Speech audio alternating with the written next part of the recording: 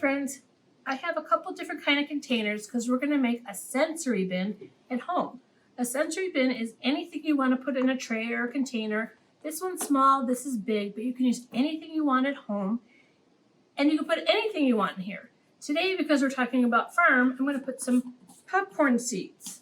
I'm going to put some in this tray. Give you an idea.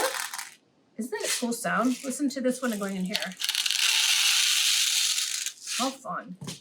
You can just put your hands in there and play. What does it feel like? What sound does it make?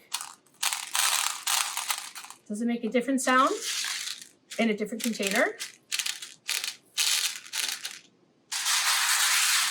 Because this is small, I recommend keeping it on a table and obviously in a tray. You can add some cars, trucks, some farm animals, whatever you decide to play.